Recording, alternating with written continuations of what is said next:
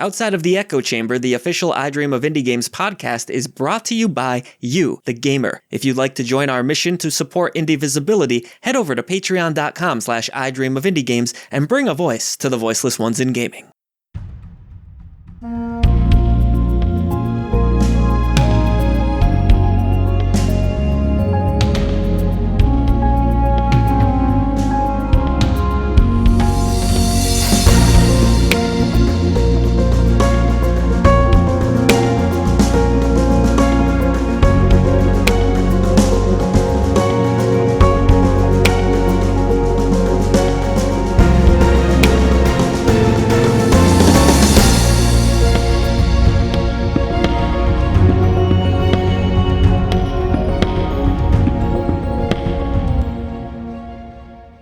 Yo, what's up, party people? Welcome to another episode of Outside of the Echo Chamber. I'm Old Gamer Joe, here locally with Silent Signs for a change. We gave the girl and a guy a break this week.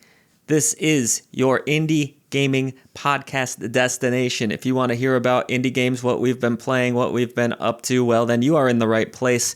It releases every Thursday in public feeds, but if you are one of our lovely Patreon supporters that fights for indie visibility, well, then you get it 3 days early. Voice to the voiceless to all of you. Hope you are doing well out there. This is our final recording ever, Silent Signs, in this very office, the place where I Dream of Indie Games began. Well, technically, it began in the basement of this house. Same house, but yes. Yeah, it's interesting, isn't it? We started out in the basement, which was like kind of half finished, not fully finished. Yeah. And it got so freezing down there in the wintertime. I tried to combat that a bit with like a heater that I added to the wall, and that didn't work. And turns out that we ended up using the spare bedroom for the past, 4 or 5 years. It's been a while.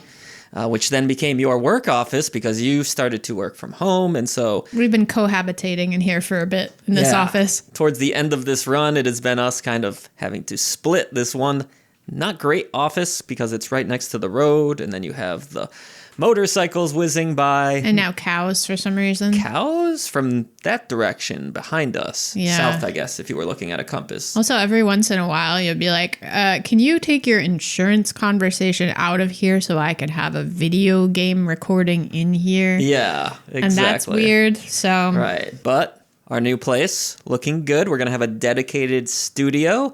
I'm going to be semi-soundproofing it, Silent Signs. Foaming it, Thank if you God. will. Cold foaming the walls. I don't want to hear you anymore.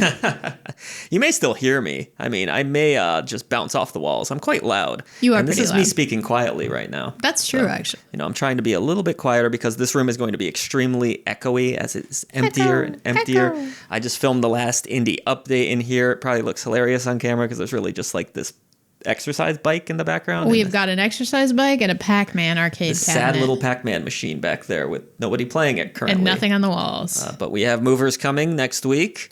I've never had movers before. How about you? Nope, never. Yeah, this is my first experience with that, so I'm a little nervous. If they break my shit, we were kind of reading through the fine print, and like we're not like fully covered, even if they fuck up. No, for sure not. Right? That's a little unnerving. Yeah.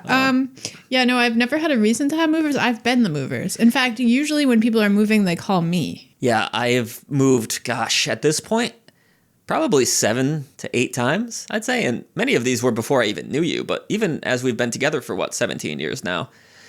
Together, collectively, we've moved at least 4 to 5. Let's see. Right? 1, 2. Think this out in your brain. 3, it's not that important. But 4, the point 5, being, 6. It's a lot of moves. 7. And, we've moved at least 7 times. Yeah, and we are older. We are more tired. And there goes a motorcycle. I won't miss that. And we are ready to not move anymore. I think we are pretty much calling this next home, which we've purchased our forever home, more or less. You know, obviously life happens. Things go crazy. Who knows? Maybe I'll become another old fart that goes down to Florida. I'm not sure yet, but... Not me. Couldn't be me. No, you don't think so? I'm an old frozen witch in the north. You think you'll just stay in the Northeast for the rest of your existence? I do, actually. Are you going to be like that scene in The Shining where he's just frozen at the end? That meme?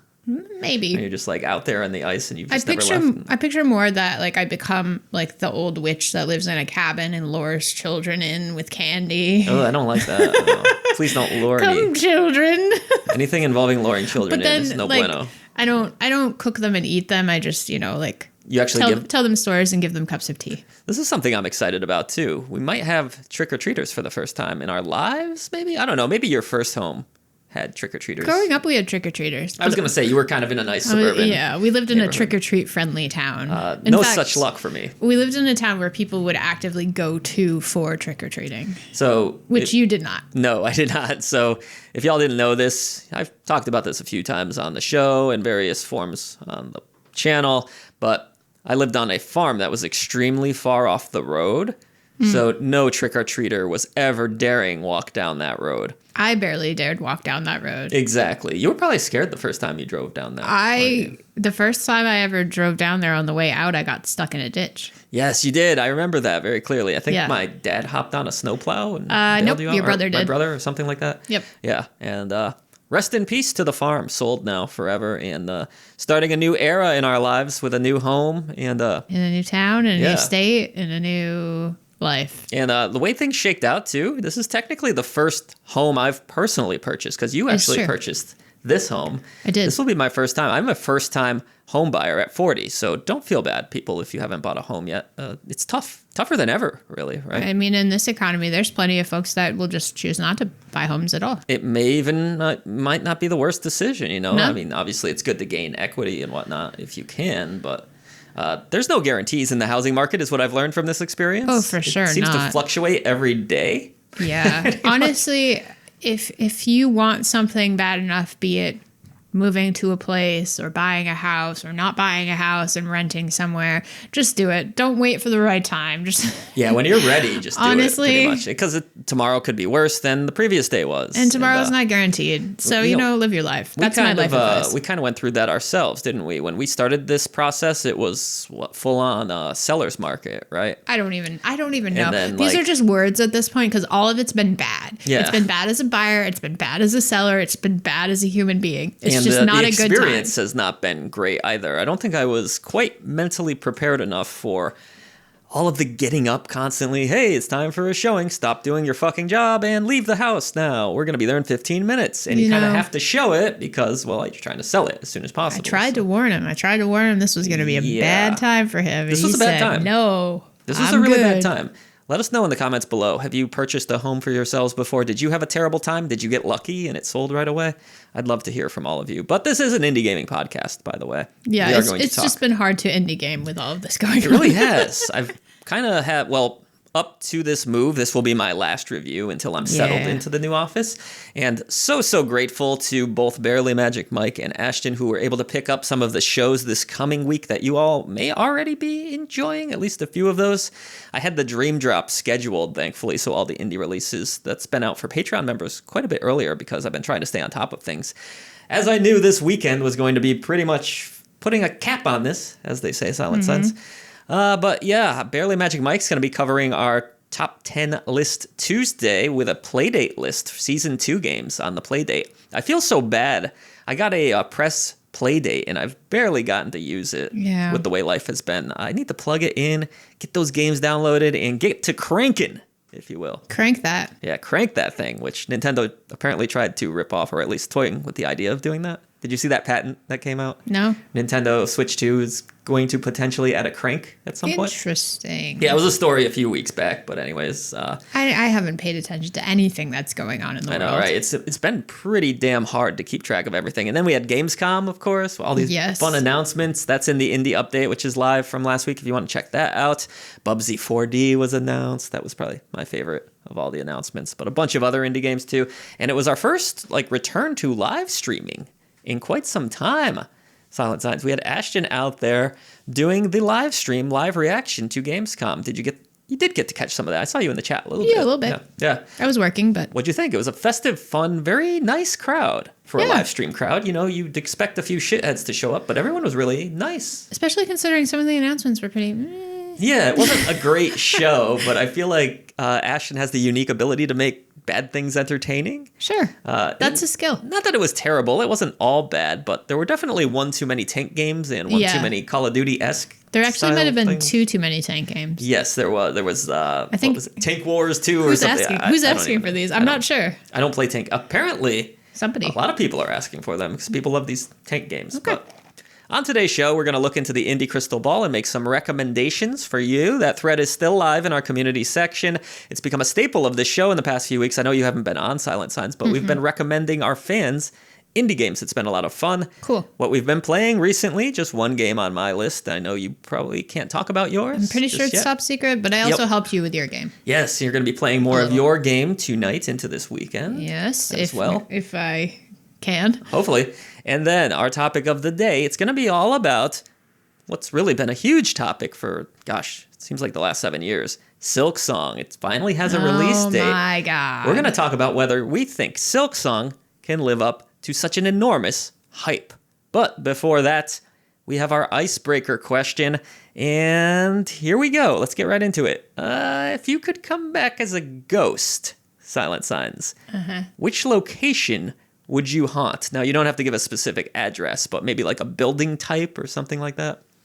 Oh, so like what kind of a place would I haunt? Yeah, where would you haunt? Would it be like somebody you disliked in school? Would it be like a creepy old mansion? Would it be a store? Something like that. I mean, I'd like to say that I'd haunt my enemies because, you know. Seems like the obvious answer. But that I don't want to spend my time being around them, vengeful and around them. That means you're taking up residency with them pretty much. I think I would like to haunt a coffee shop just so I could experience what I enjoyed in life, in death. Here's a question. Once you choose a haunting place, are you stuck there or can you go off and haunt other places? Well, here's the thing. You got to post it up for sale on Ghost Zillow. Is that how that works? And then you have to get a ghost real estate agent to sell off that haunting property. And then you have to find a new haunting property on Zillow. Whenever there's a haunted house, it's always like the ghosts seem to stay in that one specific location. Don't they eventually get bored of haunting that one place? And they're like, I'm going to go, haunt this KFC and mess with people. Well, I think that usually at least in lore, in theory, ghosts are haunting a location because they have some sort of tie to that location or some sort of unfinished business in that location. Okay, but finish it at some point, right? Finish it. How long are you going to stick around? Old Gamer Joe's solving hauntings. Just finish it. Finish that business. Enough. You've scared enough people. Someone else, some nice family's trying to move in. The idea is not always to scare people. We don't care anymore about this murder that happened, 100 years ago, and you have vengeance towards whoever moves into this home because you died there or That's whatever. not necessarily what it is. I'm just saying, that's an example of this That's not made-up necessarily. scenario. The ghosts are usually just like tied in some way. Like that's usually what it is, though. to Somebody the place. died there. Something terrible happened in that place. It becomes haunted, right? Look throughout lore.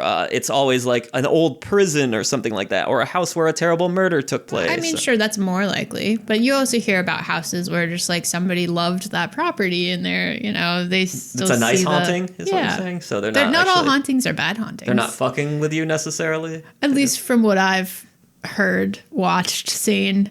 I don't know. I'm not really like a big believer in ghosts, but I always find it interesting just being the spooky old bitch that I am.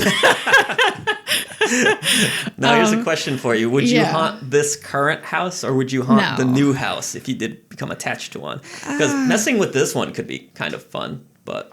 I really think I would just haunt a coffee shop. This house was built in like the early 1900s. So I'm not a vengeful spirit, so feels like a good one to haunt. I think I would be just like a kind spirit that haunts the coffee shop, and I would just like move a mug ever so slightly at night and just see if anybody would catch it. I'd be like steaming some milk, and they'd be like, I don't remember steaming any milk. Well, I won't name the specifics of my location, but I will say you'll know it because in the town I grew up, there was this big mansion. You've driven by it multiple times. I think that would be such a cool haunt because A, it's a big-ass mansion with tons of rooms to bounce around, kind of like in that movie Casper or the show Casper. I'm surprised you didn't say, like, the barcade. No, I don't want to mess with people at the barcade having a good time. I want to mess with them in a creepy mansion. I want to make, like, some urn just randomly move or something, or, like, a chair just goes across the room. I picture you, like, moaning from the toilet. Well, I do that anyway. I do that while alive. I was just talking about this, actually. It's the worst. You take a nice shower, and then 2 sips into my coffee. You should know this by now. This is how human bodies work. And I want to go through the day with a nice clean butthole. Drink your coffee before you take your shower. How many times do we have to go over this? It's just not the way my cycle works. I wake up, I'm ready. This man's going to tell you about his cycle now. Listen, I wake up, I begin working on whatever it is I need to work on for this channel 9 out of 10 times, and then I get my coffee, and then it's poop time all of a sudden. Now, sometimes I take that shower first in the morning, too, which I did today. So I was like, I'm going to be nice and clean today. I'm going to be feeling good. You just feel dirty after you take that first crap the rest of the day. I don't even care that the wipe was nice and clean. I still feel dirty. Like itchy butthole, whole thing. First of all, we're just putting this all up on the internet for everybody. I'm sure a lot of people can relate to an itchy butthole. Second of all, get a friggin' bidet, man. I had one hooked up, and it's not convenient. For some reason, it doesn't shoot up my butt like I would like it to. There you have it, folks. Thanks for listening to this indie gaming podcast. It's easier to talk when we're not like in other territories of the world and stuff. We're in the same room. We can bounce off each other. Because there's all these like for us when we are doing the not that they aren't lovely on the show, but when we're doing the podcast remote, there's all these like awkward pauses. It's like, oh, I talked over you. It's just because there's delays with any sort of like chatting software, no matter what. Do you think the video format would help with that? Maybe, but there's still going to be a delay. Yeah. Right? But you can at least kind of see, like, we could see Ashton's expression or something when she's about to speak and be like, oh, she wants to talk now. Okay. Maybe I don't know. Help a little bit? That's going to require you to be super perceptive, and I'm not sure that you have that in you. Thanks. Appreciate your vote of confidence. Anyways, what we've been up to outside of that whole spiel, I went Silent Signs to a movie this, what was it, like Wednesday or something like that? Thursday? I can't remember the exact day. It was a couple days ago. It was Wednesday. Yeah, they did a re-release for the classic Ninja Turtles film from the early 90s. I think it was 89, 90, came out somewhere in that territory. Loved that movie growing up. I must have seen it hundreds and hundreds of times, but it had been a minute. It'd probably been quite a few years since I watched it. So they did this nice event. It was I forget the name of those events at the theater. Fathom, thank you, yes. You're welcome. Some of you in the United States may get these Fathom events from time to time. They're really cool. You pay a little bit more for them, but they're specialty events, so you would expect that. And the Ninja Turtles plays, you get a little bit of like the history of how it all went down, but really the teaser at the beginning of the movie was a tease for another product about the making of the film, which is apparently 4 hours long. Wow. Of just all this behind the scenes stuff that went on. But one thing that was cool, fans of the Ninja Turtles movie, sorry if this is boring if you're not a fan of the movie Silent Signs. Have you seen it? Yeah, I love the movie. You love the movie? Okay, great. Secret of the Ooze, obviously. You probably remember the sequel. Obviously. As well. But the interesting thing about it was the director mentions towards the start of this special edition that we were watching, which is actually just pretty much the same film. He mentions that the film didn't have a lot of cut scenes. So pretty much what's in the movie, they shot it in 7 weeks, which is insane for a movie. Mm-hmm. Pretty much what's there, they used every piece that they shot, is what I'm trying to say. So, that's cool. You know how like a lot of movies have director's cuts after the fact? Yeah, there was no director's cut. There was just not enough time. Was cut. They were really on such a time constraint that they had to use basically everything they got. I learned another fun fact. I had forgotten this, but the April O'Neil in this movie did not return for the sequel. Do you know why, though? No. I don't know who played her in that. I don't remember. I forget the actress's name. You should probably look it up. But she's really great. She was my favorite April O'Neil.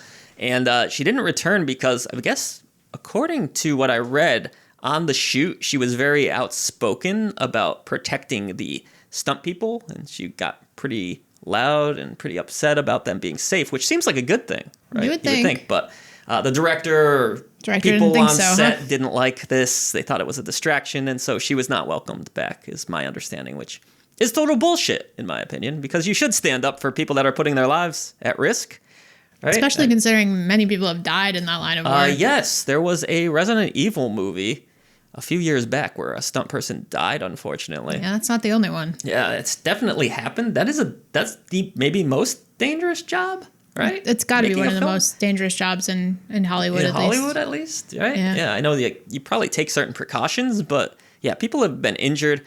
Crazy to think like Jackie Chan was doing all his own stunts and stuff back in the day, wasn't it? Yeah. It's always interesting to hear about like the stunt doubles in these movies too, like Macaulay Culkin talking about his stunt double in Home Alone. Oh yeah, well, they were never going to risk like putting a kid in No, harm's of course. way, so. But you don't even think about that when you're watching the movie as a kid. Like, that obviously wasn't a child climbing up the 8 rungs of shelving. No, it's convincing though. That movie magic, it just kind of works on you. Now cool, we know better now.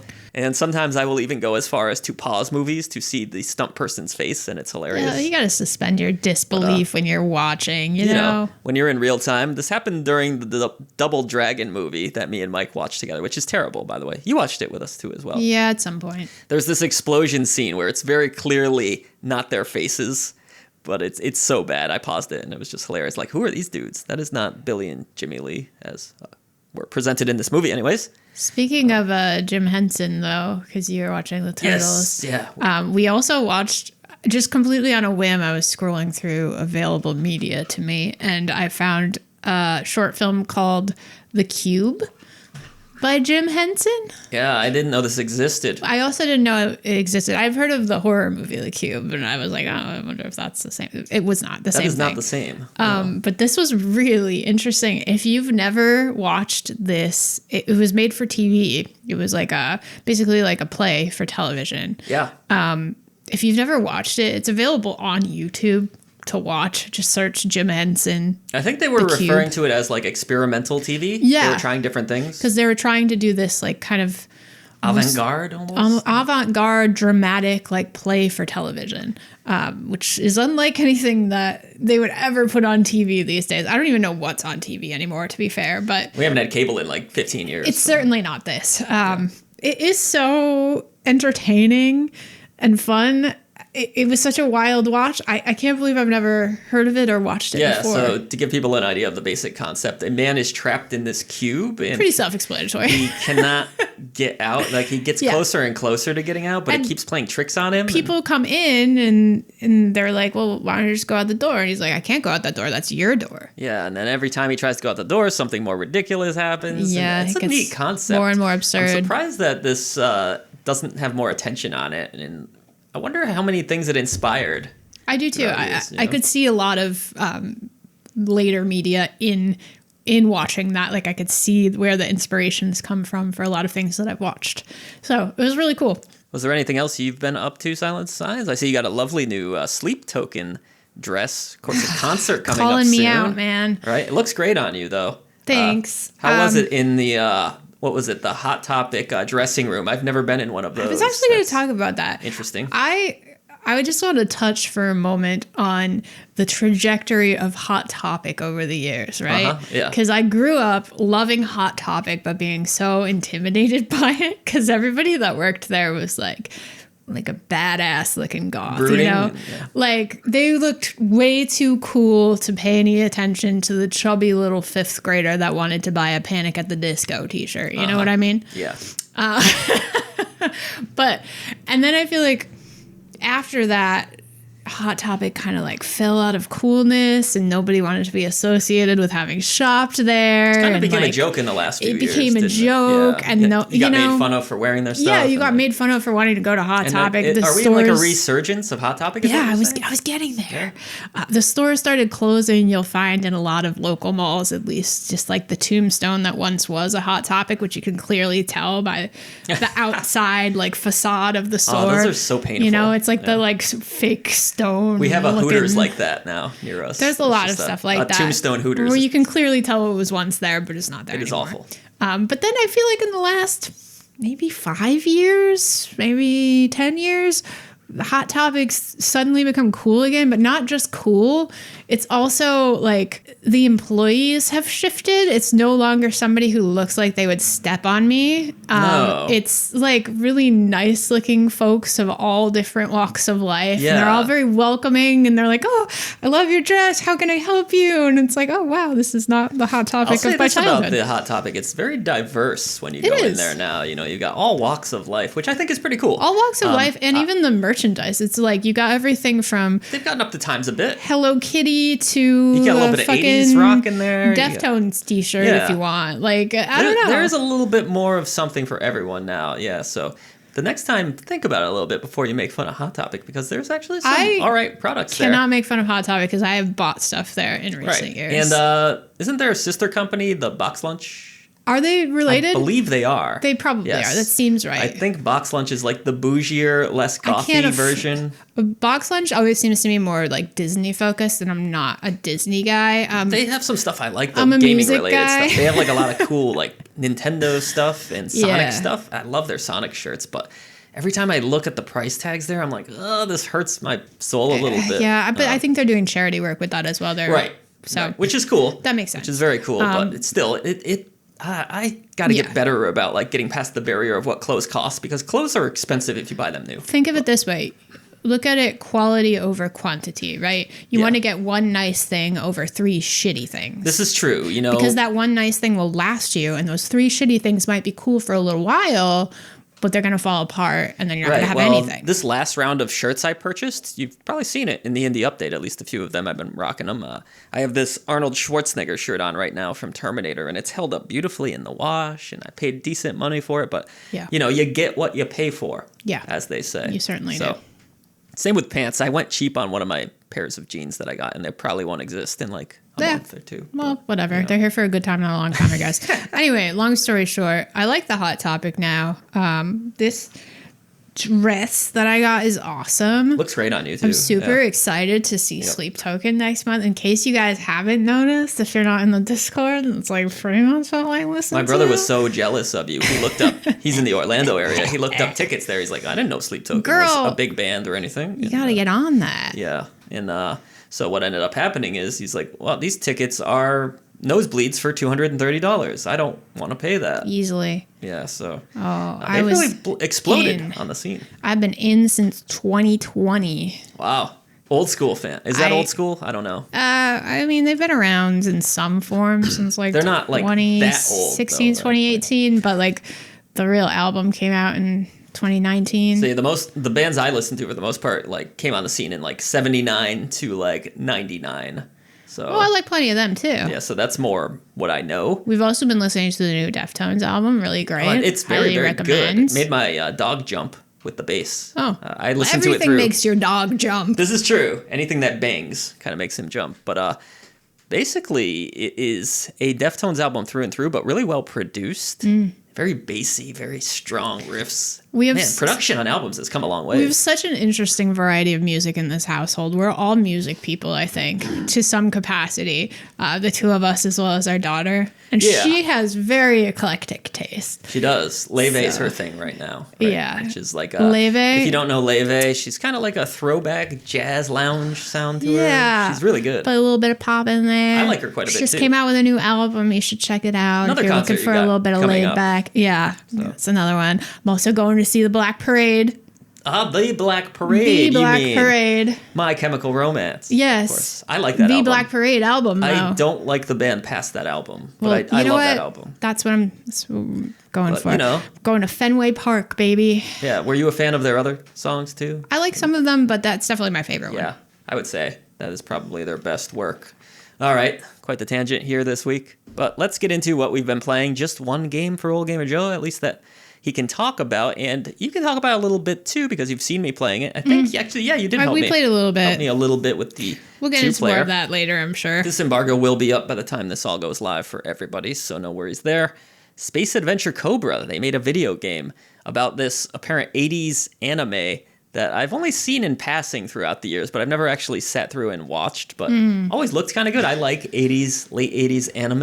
I think the style's cool, and this game is Sorry, go ahead, Silent Signs, before I get into it. I had never seen this anime, but having seen some of the cutscenes and stuff, it definitely looks like something that I would not have been into. Really? I love anime, 80s style like that. It's like, like Ninja Scroll and stuff, which you didn't like either when I brought I did not like Ninja Scroll. I love Ninja Scroll. It's the themes that make me kind of like want to crawl out of my skin. Well, they were about the sexiness and... Yeah, but it's more than that. It's like the like...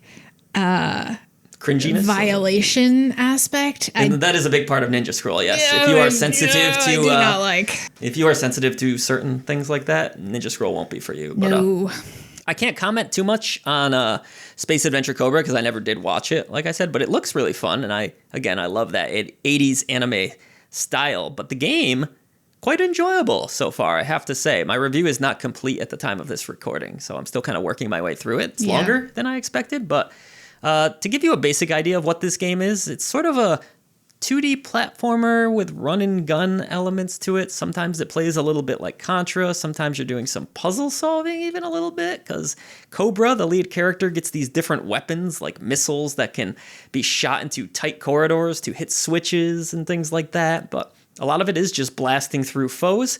Interesting combat system to this game too. So some enemies will be shielded, and you have to use certain tactics that Cobra has against those specific enemies. So say an enemy has a blue shield over them, you have to strike them with a physical combo. If they have a red shield, you have to use a specific type of gun to shoot that shield down. And it adds a little bit of strategy to the 2D action genre, I think. I'm enjoying this game. Have you liked what you played? I know the 2-player mode is bunked, but... Yeah, I didn't love the 2-player, but only because it kept breaking on us. But I'm sure more to be determined on that soon. I'm sure that will be fixed, but it didn't seem fun either way on 2-player. Not as fun. The 1-player, though, is pretty good. This is some fun platforming, which I wasn't expecting. Surprisingly, this is one of those games where you probably look at it from the outside and say, well, they're just using a property to get a little bit of attention on a product. But maybe that's partially true. But they've actually given a damn good effort to make a solid video game in this case. Unlike that Contra arcade game I was playing yesterday, which is like a ticket-based game where you use this cannon and just aimlessly shoot at things and whatever. hope they explode. It wasn't good. We played other fun stuff, but that's neither here nor there. That's besides the point. This game, I will say, has some really fun sound bites. Where when you kill an enemy, they're like, oh, bloody hell. It is funny. In fact, I find all the cutscenes, they've done a great job integrating the show into it. Like, you'll do a special attack and it will switch to a clip from the show of the character actually in action, and it's really cool how they've done that. It is pretty cool. It covers, my understanding is, the first 12 episodes of the series, which is, I think, around 31. Fans will know better than me. I think there's a few movies as well. I haven't done my full deep dive into the research just yet, but I'm enjoying this game. I think it's pretty good. It's published by Microids, who are sometimes good, sometimes hit or miss, So I'm going to challenge you to find some of that anime and watch it before you do your review. I think that would be a lot of fun, actually. Yeah. Just like I did with Tron. And I'm more interested now, too, because apparently some folks on the Steam discussion forum are saying that this game is... Well, the anime portion of it, the cutscenes, are a little bit censored, apparently. So I don't know if that's true. Which is interesting, because some of the stuff that was even in this one, I was like, ooh, that's a little cringy, but okay. It's nothing too egregious. It's nothing too bad, but it's that. definitely... you definitely got some sexy women and stuff. There's some intonations to some of the stuff that's being said where you're like, really? Yeah, it's definitely like an 80s anime product through and through, but I'd be curious to see the uncensored version. I would too. I'm curious if there's more of that, or if, I don't know. I'm just curious. And that was pretty much all we played, right? Outside of your embargoed game. Top secret game. I never got to talk about Off. Oh, yes. Yeah, your review of Off's been up for quite some time now. Sure, you guys probably already touched on it before. I don't think we did, actually, because you weren't here. Well. So go ahead and tell us a little bit about Off. Yeah, let me just let that motorcycle go by. Off. I got to play Off for the first time with this new release that's available for Steam and Nintendo Switch. Available now. They're also doing a physical release, which I know a lot of people are excited about because people love their physical media, and honestly, I get it. And some merchandise, too, over at these days. Fangamer.com. Yeah. Some of the shirts look cool. So there's a plushie of the cat in the game called the Judge. I want to get that real bad. But anyway, it's a really cool RPG. It's kind of the foundation of a lot of games that you'll see these days that are kind of it's inspired a lot of games. Earthbound vein, if you will. The kind of quirky... Undertale was an inspiration. Dark RPG. To the point where you have Toby Fox on this album. Yeah. Right? So they actually got Toby Fox to do some music for this game. I know some people are kind of sad that the original soundtrack's not still there, but the good news is there are still ways to play the original version of this game as well. I thought his track was really good. It's the one I'm thinking of, too. It is. The battle theme. It's totally that one, yeah. That sounds like Toby. Yeah, it's very cool. fun. And if you listen to the original battle theme, it's pretty cool too. Interesting. So how do they actually differentiate from one another? What do you mean? The two soundtracks, how vastly different are they? They're vastly different. Okay, They're cool. definitely different songs. Cool. It'd be cool to go back and listen to some of that. Yeah. You did that for the review, I imagine? I did, yeah.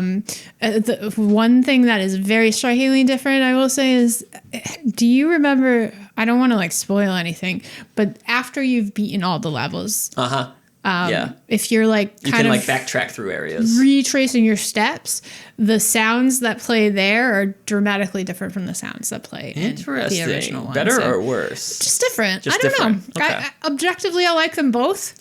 So it's hard to say whether one's better or worse. I didn't like grow up with one, so it's not like firmly planted in the essence of my being where I'm like, I have to stand by that no matter what. You know what I mean? Right. So you did give this the Golden Genie Lamp of approval. It deserves it. It's great. It was really thought-provoking. Would you suggest to people check out the original first or just dive right into this? Not necessarily. The story remains the same. If anything, you just get some additional content and probably a cleaner battle system in this one that's more akin to what you would expect from a modern RPG of that genre. Yeah, it was a little bit more quick paced, not even necessarily turn based in the original, right? Like enemies kind of just attacked at free will. It's just a little bit different. Yeah, there's kind of like a timer on your characters, which still does exist to a degree, but it just almost feels like an active time. It just feels a little more traditional in this one, I would say. But I don't know. I don't think it affects the overall like message of the game, and the art's really cool, and the character design is really cool, and you get some additional enemies and not enemies, bosses rather. Yeah. And areas. Straight up new to this version, right? Yeah. Straight up new. Really cool. Did not exist in the original one, so. Very cool. I watched you play quite a bit of this. I also really enjoyed what I saw. I think from a historical perspective, you know me, I like gaming history. I would like to play the original just to see. I would as well. Some of the differences. And maybe not all the way through, but. It's not a super long play, and there are multiple endings. Yeah. What did it take about? It was like maybe 7 hours. 6-7 hours, something like that. Yeah. But that's because I dicked around as I do. If you want to do everything, you could probably squeeze a couple more. Yeah, and there's more of the bosses, so if you really wanted to go for full completionist, it would probably take about 10. Cool game. I'm a little bit saddened more people haven't watched that review because the word off apparently is it's not hard good to search. For search. I get it. So that's not great. But you're hearing about it here now. If you haven't checked out our full review of Off, it is wonderful. Silent Signs did a great job. So head over to the review playlist. It's just a few back. All right, we're going to peer into the Indie Crystal Ball now. You've never done this section with the Silent Signs. It was created by Barely Magic Mike. Let me get my fortune-telling robes on. All right, it's all about recommending you an indie game for the future to play and enjoy based on something that you've already been enjoying. You want more of that, as they say. Bet. So, first one is for you, Silent Signs. Sorry to put you on the spot. You haven't seen the doc yet. Fine. Let's see if you can do this. Okay. Malik J wrote in and said, I really liked Milk Inside a Bag of Milk recently and would love to find any other game like it. Oh, man, that's a tough one. There's nothing quite like Milk Inside a Bag of Milk Inside a Bag of Milk except Milk Outside a Bag of Milk. There's that one, yeah. There are odd games. There are odd games. I would like to recommend you for just kind of a quirky, unique adventure that's kind of compact and short but still tells an interesting story. Still Stand. Oh, I like that game. Yeah. It has a very unique art style. Very unique. It tells a story kind of in a similar vein of like mental health. And there's not really a whole lot to it, so you can play it in one play session. And, it's very compartmentalized. But you can play it multiple times to kind of get more out of it, I think. It only takes like an hour or so to get through. Very short, kind of similar to Milk Inside a Bag of Milk in that sense. I feel like that's a very like compartmentalized experience, right? You can play it and kind of process it. Be done with it, process it. There's a lot to think about after the fact, too. So I would say, Still Stand. That's a really cool game. Yeah. That's going old school Audrey of Indie, right? That's like one of the earliest games we played on this channel. It's an art piece. Yeah. You know, it's interesting. I can still, for some reason, remember someone made a comment on that video about, like, why are you reviewing all these small little indie games that don't matter? And I was like, this game is going to matter to us and in the future. And turns out we're still talking about it. So that person was wrong. I played that game probably, 5-6 years ago? Yeah. And I still remember still recommending it to vividly. people. So it's just interesting that comment aged poorly for that person. Indeed. Joke's on you.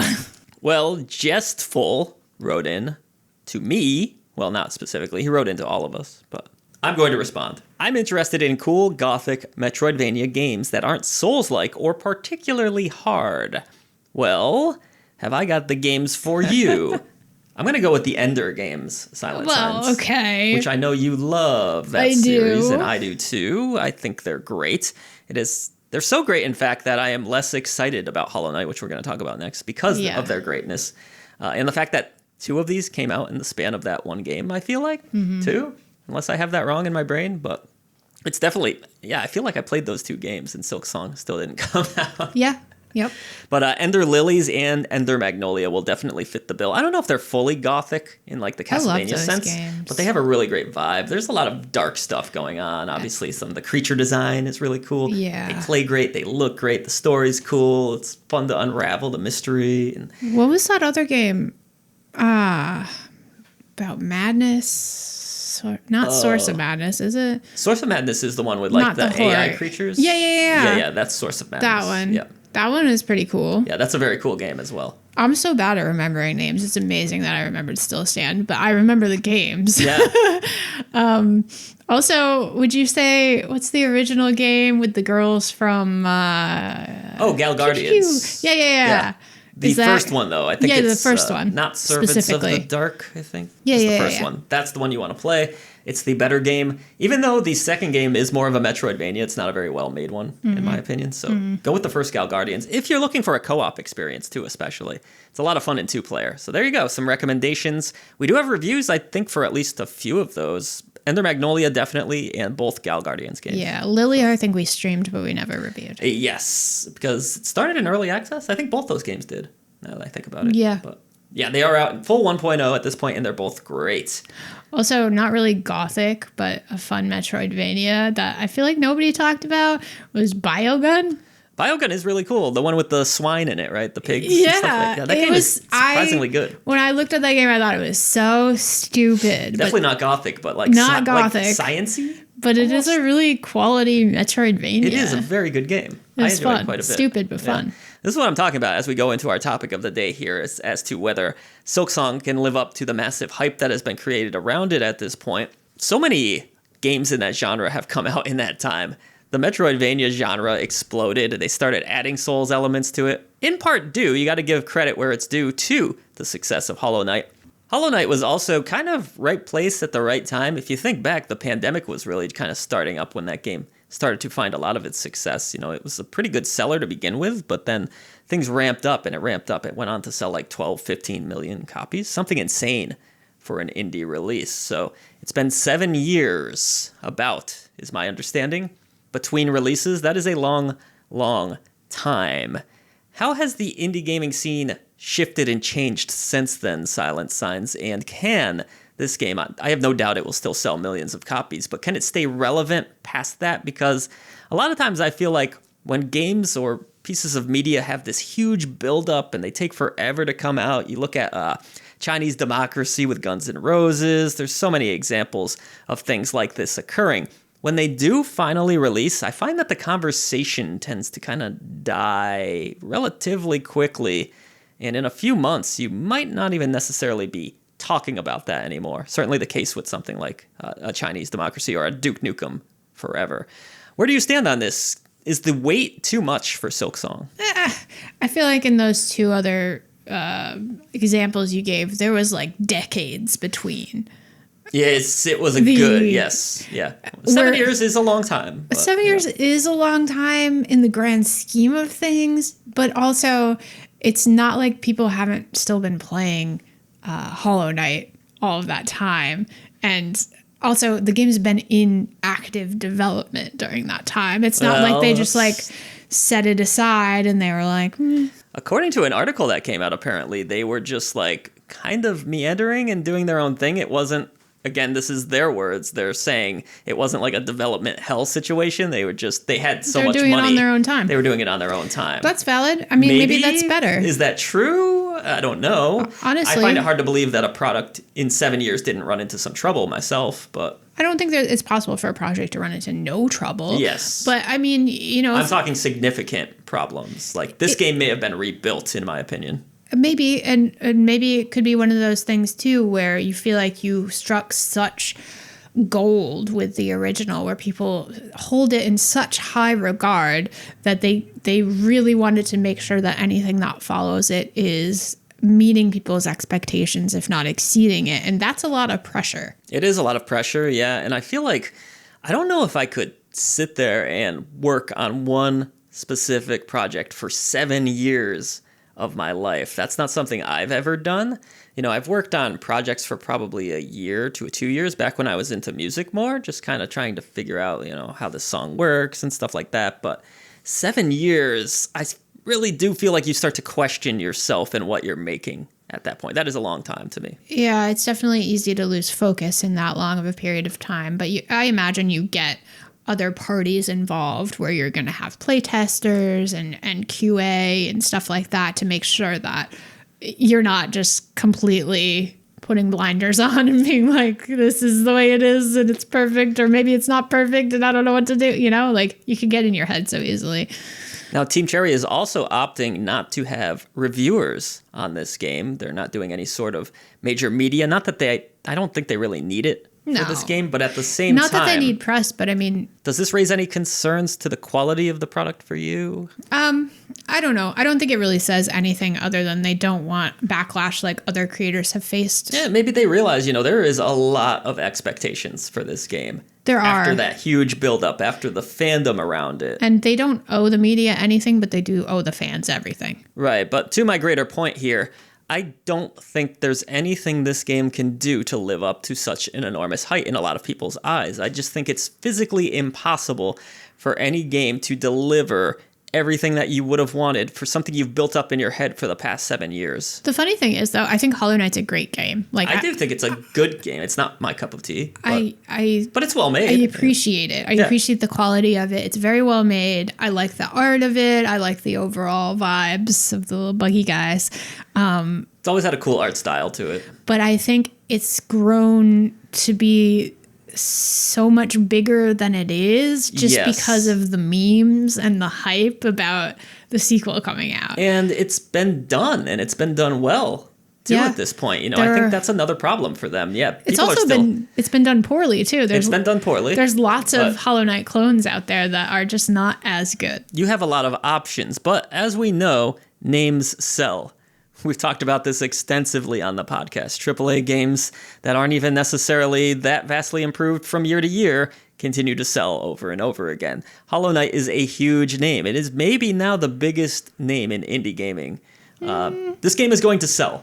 It's going to sell a lot of copies. It's going to sell for sure. Will people have a lot of backlash towards it? I think they will. I mean... Will this game be a success? Ultimately, financially, yes. I think so. Critically, through the eyes of fans, some, I don't know, because we don't really know what this game is still, like, other than the basics of it. We've seen a few trailers throughout these years. I think, like with anything else in life, you're always going to have your contrarians that, like, even if it's a great game, they're going to be like, it's not that good. Whatever. Always, yeah. This is the same we get when we slam a game on our channel and you have someone standing up for it. You're always going to get people who like to yuck other people's yum. Like, you know, make fun of things just because a lot of people like it. And I get it. Whatever. You think you're cool, that's fine. I know I've heard anecdotally in our Discord, some people, big Hollow Knight fans, are no longer that excited about this game because it's been so long and so many games have come around. But what do you say to that? I mean, I get it. It's easy to kind of let the excitement peter out after it's been 7 years. The luster kind of loses its luster after a while. You lose your enthusiasm because it's been such a separation from when you originally experienced the game and were excited about it. You're no longer excited. 7 years is a long time. But too I think long. If it is too long. If the game comes out and it is well received, it's going to reignite a lot of that spark in people, and I think that we'll find that excitement again. We've also seen products take too long and gain no spark again, too.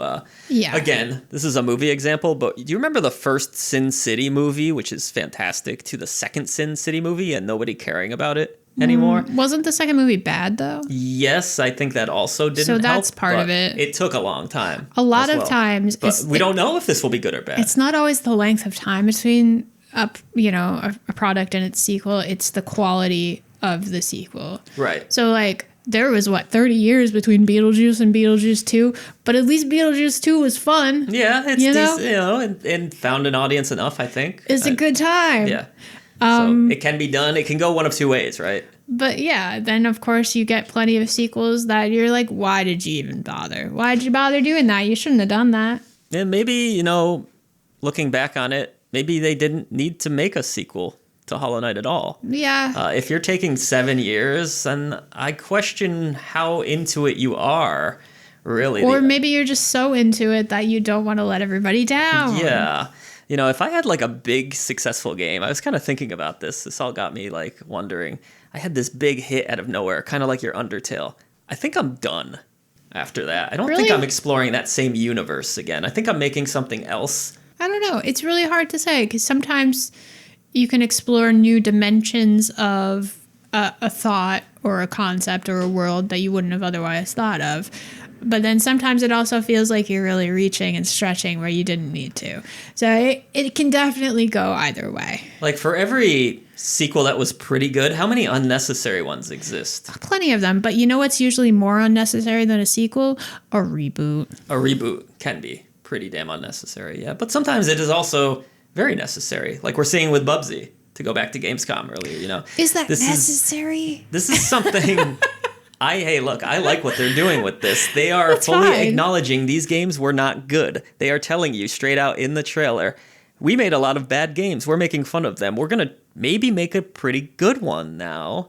And I think that's smart myself. Yeah. With Team Cherry, they have given us basically nothing until this showcase. Hey guys, we're here all of a sudden and we got the game. Oh, it's coming out in a couple weeks, so we'll fuck over a couple indie games that are coming out that week too because they had the move. I don't like that at all. I don't like that. Yeah. I think that's a cockiness, and I think that is a little bit disrespectful to those games that planned for months and months to release on that date. Calm down. It's just a game, bro. I hate stealth drops, and I hate like quick drops like that. That's a whole other topic. But I mean, no matter when they announced it, somebody was going to have to scramble and change stuff because nobody's going to want to compete with that. Probably. So even if they said it's coming out October 31st, then whatever I feel like games that's were... better. You give people a little bit of notice, not like, oh, what is this, like 2 weeks or something like that? Not even. Well, the fans have been waiting for this for so long. They wanted to give them that excitement right away, like that instant gratification. Finally coming out. I don't think they're thinking of, oh, well, Joe Schmo's game is coming out that same day. I just wish people would be more considerate sometimes. That's all I'm saying. Yeah, well, tell that to, like, everybody in the world, okay? I thought Hades 2 was a dick move when they just launched out of nowhere, and I think this is less of a dick move, but still a dick move nonetheless. Give people some notice. Hey, this juggernaut game that's definitely going to sell a lot of copies, it's coming out in a month or two. But just because it's going to sell a lot of copies doesn't mean that everybody in the world's interested in it, nor does it mean that your game won't still do well. In the indie scene, I don't know. You can only afford so many games per week, a lot of people. Especially if it's a dramatically different product. Like, not everybody's into Metroidvanias. I would be getting out of the way myself. That would be my strategy. I don't want to mess with something that is going to sell millions and millions of copies day one and have my game overshadowed. Yeah, that's just me. If I'm releasing a horror game and something totally unrelated is coming out, sure, I don't think it's like potatoes and apples. Like it's sometimes. But let us know in the comments below. What do you think? Can Silksong live up to the hype? We got into a lot of different topics there. Would love to hear from you all below. That's going to do it for this episode of Outside of the Echo Chamber. You have survived 34 of these. Well, maybe this is your first time listening. If it is, awesome. Hopefully it's not your last. Hey, we're on Spotify. We are on YouTube, on our actual channel. You can enjoy the show that way. We're on every platform. not iTunes. It hasn't been iTunes in years. Jesus I always say I use an Apple product. Apple Podcasts. Apple Podcast. You know the last time I used an Apple product in any capacity?